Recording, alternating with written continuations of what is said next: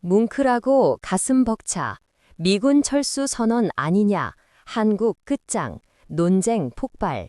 여러분의 의견을 들려주세요. 많은 시민분들이 상징적인 장면이다라고 꼽은 장면이 있습니다. 이재명 대통령 바로 앞에 박정훈 해병대 수사단장이 서서 이렇게 직접 경례를 하고 훈장을 받는 장면입니다. 김지우 의원님, 윤석열 정부에서는 항명죄로 재판까지 받았고요. 물론 무죄가 확정됐습니다. 그런데 오늘 이렇게 헌법을 수호하는 데 기여했다는 의미로 훈장을 받았는데 기념적인 장면이라고 볼 수 있을 것 같아요. 저는 77회 올해 국군의 날 행사가 작년보다 굉장히 간소하게 치러졌습니다. 예. 그럼에도 불구하고 박정훈 대령이라는 헌법을 수호한 참 군인이 저렇게 훈장을 수여하는 저 모습을 보면서 많은 국민들이 대한민국 국군이 정치적 중립을 지키고 헌법을 수호하고 정말 우리 국민을 지켜주는 참 군인이구나. 그런 사람들을 대한민국 정부에서 인정하는구나. 저 모습이 정말 작년에 수백억 예산을 들인 그 국군의 날 행사보다 대한민국 국민들의 그런 애국심을 고취시키는데 큰 역할을 했을 거라고 생각하고요. 거칠애가 중요한 게 아니라 정말 중요한 것은 그 본질이다. 이것을 이재명 대통령이 오늘 보여줬다고 생각합니다. 예. 김기웅 의원님, 지난 윤석열 정부에서의 기념식과 비교하면 오늘 상당히 간소하게 치러진 거 맞는 것 같아요. 네, 맞습니다. 윤석열 대통령 때는 국군의 날 제가 알기로는 시가 퍼레이드를 23년도하고 24년도에 했거든요. 예. 근데 그게 돈 들여서 그냥 하는 게 돈 들여서 큰 의미가 없는 게 아니고요. 퍼레이드를 통해서 이제 국민들이 어떤 자긍심, 안보 의식을 고취할 수 있고 군의 사기 진작도 되고요. 국제적인 위상도 되는데 우리는 북에는 이제 핵을 가지고 있지 않습니까? 우리가 퍼레이드를 할 때 우리의 어떤 신형 무기들이 전시가 됩니다. 되는데 거기에서 벙커버스터, 우리가 이제 미국이 이란의 어떤 그 핵 기지를 폭격할 때 쓰던 벙커버스터가 있는데 우리나라는 그 벙커버스터의 위력만큼의 현무5가 있습니다. 이런 걸 통해 가지고 또 국제사회에 있어서 우리나라의 어떤 무기 체계를 선보일 수도 있고요. 그리고 방산 수출에 일정 부분 기여하는 부분도 있기 때문에 퍼레이드를 하면 퍼레이드를 하는 이유가 있는 거고 지금 이재명 대통령께서 하는 것처럼 소규모지만 의미 있게 하는 것도 또 의미 있는 양쪽이 다 나름대로의 의미를 갖는 게 아닌가 싶습니다. 예. 저희가 계속 작년 국군의 날 기념식과 올해 기념식을 비교해서 보내드리고 있는데 좌측 화면이 작년입니다. 지금 윤석열 전 대통령과 김영현 전 국방장관 모두 지금은 내란 우두머리 피의자와 또 내란 중요 임무 종사자로 구속 수감된 상태입니다. 그리고 이 두 사람이 이 시점 2024년 10월 1일쯤에도 이미 계엄을 모의했다라는 그런 의혹도 받고 있는 상황이죠. 과연 작년 국군의 날 때 어떤 이야기들이 오갔는지 이런 것도 국민들은 궁금해하고 있습니다. 계엄 이후에 윤 전 대통령과 김용현 전 장관의 모습이 화제가 됐죠. 작년 국군의 날 직후 이 모임에서 계엄이 인지됐다라는 곽종근 사령관의 증언도 있었습니다. 김지우 의원님. 네. 만약에 그때 당시에 곽종근 전 특수전사령관, 여인영 방첩사령관, 이준호 수도방위 사령관이 박정훈 대령처럼 헌법을 수호하고 정치적 중립, 그래서 국민 신뢰를 회복하겠다는 그런 군인 정신이 있었다면 지금 그 수많은 군 수뇌부가 내란 주요 임무 종사자라는 오명을 가지고 그 죄명으로 재판을 받고 있지 않겠죠. 저는 윤석열 전 대통령이 그 짧은 단시간 3년 만에 대한민국 시스템을 완벽히 파괴한 것도 유감스러운 일이지만 정말 우리 그 계엄의 밤날 끝까지 총구를 국민에게 돌리지 않고 방아쇠를 당기지 않은 그 하급 군인들 그리고 박정훈 대령 같은 참 군인 정신이 있었다면 윤석열 전 대통령도 이렇게 탄핵되는 내란 수계로 이렇게 몰리는 일은 없었을 것이다. 이 비극의 시작은 윤석열 정부 책임도 있지만 이를 막지 못하고 이를 밝히지 못한 군 수뇌부의 잘못도 크다고 생각합니다. 예. 전작권 환수 얘기를 맞아요. 대통령이 해가지고 깜짝 놀랐어요, 사실. 전작권 환수라는 회복이라고 표현을 했죠? 안 써요. 맞아요. 환수라는 예. 표현 대신에 회복이라는 회복, 표현으로 맞아요. 바꾸셨어요. 예, 맞아요. 그러니까 예. 예, 제가 좀 말하다가 실수했는데 회복을 얘기를 하면서 아 이게 정말로 이제 자주국방의 맞습니다. 의지를 예. 정말로 보여주는구나. 이거를 예. 대통령이 이런 공식 행사에서 이렇게 공개적으로 얘기한 건 처음이니까 예. 정말로 이제 전시작전권 에 회복. 대해서 회복에 대해서 뭐 여러 의견들도 있고 보수 진영에서 반대하고 저는 뭐 그 의견도 좀 청취를 할 필요가 있다라고 하는데 미국이 저렇게 나오는데 그렇지. 이제 우리가 언제까지 바짓가랑이 미국 바짓가랑 좀 있고 좀 동맹 믿을 수 있겠습니까 미국이랑 그러니까 우리가 어떤 정상화로 가는 길을 어제 봤다 저는 그렇게 봤어요. 그러니까요. 예. 예. 네. 저도 이제 국군의 날이 이렇게 감동적일 수가 있나? 라는 생각이 들 정도로 모든 게 이제 정상으로 가고 있다라는 느낌도 받았고 또 한 측면에서는 이제 자주국방 강조를 하고 있는데 한미동맹이 중요하죠. 한미동맹이 중요하지만 결국 한반도를 지키는 건 우리의 역량과 우리의 노력으로 해야 되는 거 그렇죠. 아니겠습니까? 네. 그리고 언제까지 남의 군대에 의존해가지고 저는 지금 우리가 보면은 이제 정전협정을 평화협정으로 바꿔야 되는데 이 정전협정의 당사자도 아니잖아요, 우리가. 지금 이걸 바꾸려면은 미국이 우리 대신 주체가 돼가지고 북한하고 중국하고 협상을 해야 되는 거예요. 이것도 사실 우리 처지가 매우 공공하다. 그러니까 역사가 약간 굴절되니까 이게 지금 갈피가 좀 제대로 안 잡히는데 이거 다 갈래갈래 가르마를 똑바로 좀 타고 좀 그 계기가 이번 에이펙이 되면 어떨까라는 기대도 하고 있습니다. 예컨대 윤석열 뭐 이재명 대통령도 마찬가지긴 하지만 이제 군을 다녀오지 않았죠. 그러다 보니까 시가행진 뭐 이런데 윤석열은 그랬던 것 같은데 뭐 이재명 대통령도 사실은 군 뭐 병역 하지는 않았지만 네.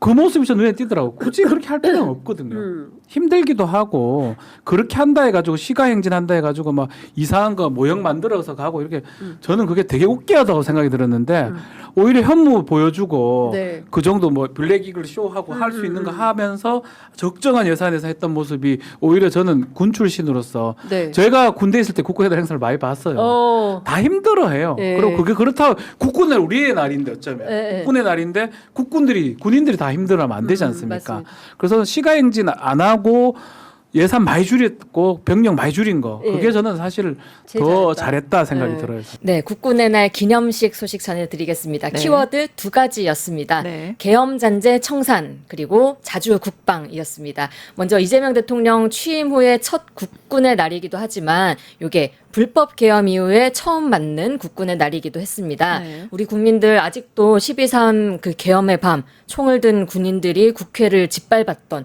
그 장면 생생하게 기억하고 계시잖아요. 네. 극악무도했던 노상원 수첩도 그렇고 평양의 무인기 도발도 그렇고 그러다 보니 이 군대가 누구를 위해 존재하는 거냐 이런 질문을 던지게 되는 역사를 바로 1년 남짓밖에 겪었습니다. 네. 그래서 어제가 다른 어느 국군의 날보다 좀 의미가 깊었던 날이라고 할 그렇죠. 수 있을 것 같아요. 이런 점 누구보다 깊이 공감하고 있을 이재명 대통령 역시 그런 선상에서 계엄 잔재 청산을 외쳤습니다. 네. 먼저 이재명 대통령 연설 보고 오겠습니다. 네.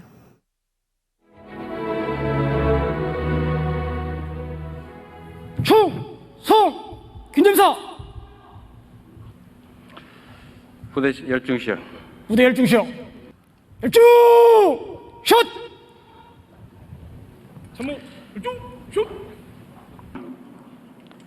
우리 역사를 돌이켜 보면 군이 이 사명을 잊고 사적 이익을 위한 수단으로 전락했을 때 민주주의는 심각하게 퇴행했고 국민은 큰 고통을 감내해야 했습니다.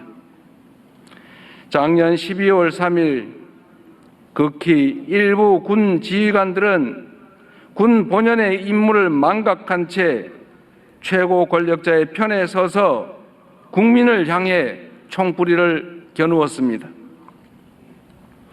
다행히 대다수의 군 장병이 제복 입은 시민으로서 부당한 명령에 저항하는 용기를 낸 덕분에 더 큰 비극과 불행을 막아낼 수 있었습니다. 국민을 지켜야 할 군대가 국민을 향해 총을 겨누는 일은 앞으로 어떤 경우에도 결단코 있어서는 안 됩니다.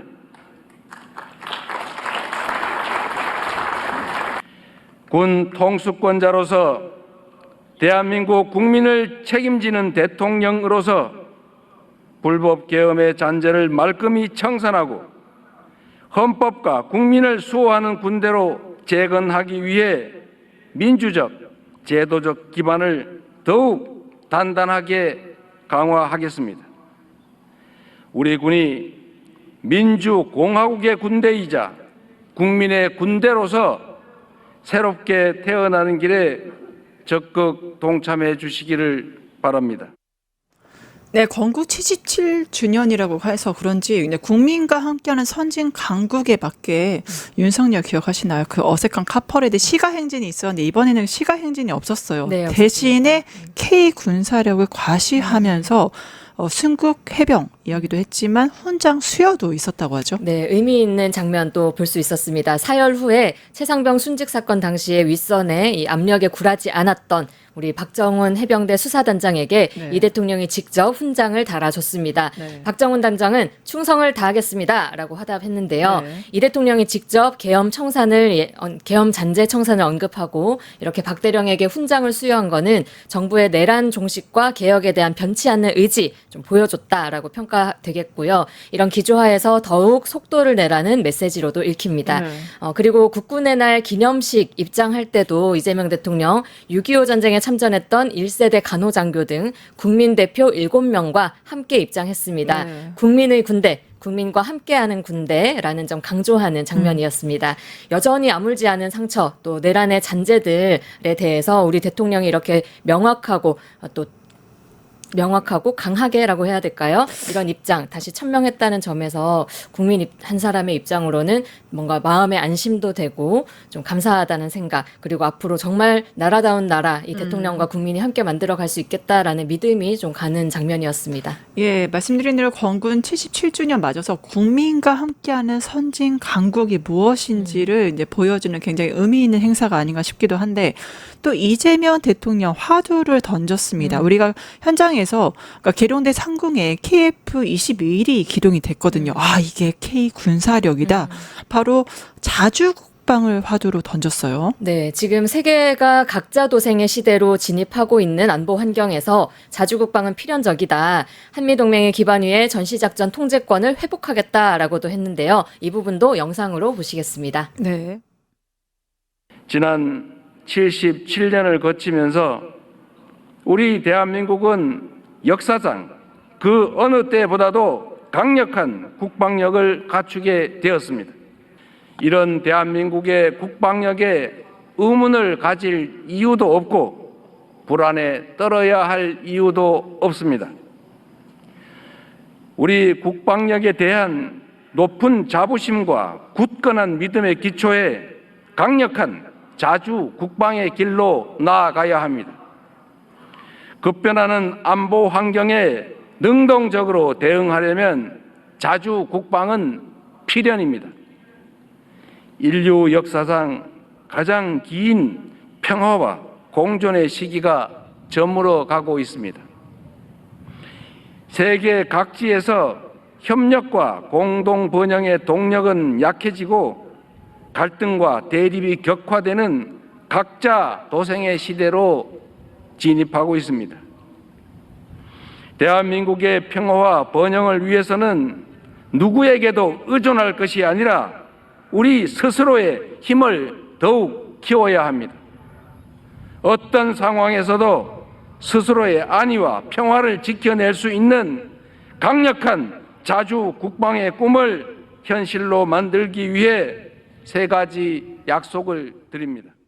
예, 자주국방에 대해서 이야기를 하셨는데 자주국방 필연을 얘기해서 우리나라가 대한민국 전 세계 국방력 5위이잖아요. 그렇기 때문에 군사주권을 미국에 계속 맡길 필요가 없지 않냐 이런 얘기가 나오는 것 같아요. 맞습니다. 그게 당연한 일이라는 듯이 이 대통령은 전시작전 통제권 언급하면서 회복이라는 표현 사용했습니다. 네. 김난준 대통령실 대변인은 이 대통령이 직접 연설문을 회복이라는 표현으로 수정했다라고 전했는데요. 원래 상태로 되돌아간다는 의미라고 설명했습니다. 마땅히 우리가 가져야 할 지휘권을 임기 안에 복원하겠다라는 의지인 겁니다. 네. 지금 전시작전 통제권 다들 아시다시피 미군 4성 장군인 한미연합 군사 네.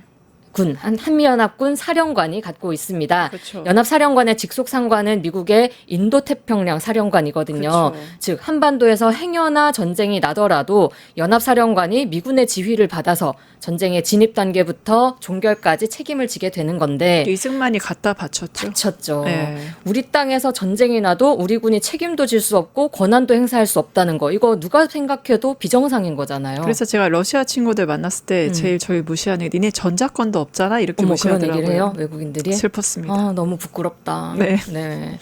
그 전자권 반환이 그동안 노력이 없었던 거는 아닙니다. 한미 양국이 노무현 정부 시절인 2006년에 전자권을 2012년 4월까지 넘기기로 합의를 했었는데요. 네. 이명박 때 요걸 또 3년을 미루고 박근혜 때는 조건부로 또 바꾸면서 더 연기가 됐습니다.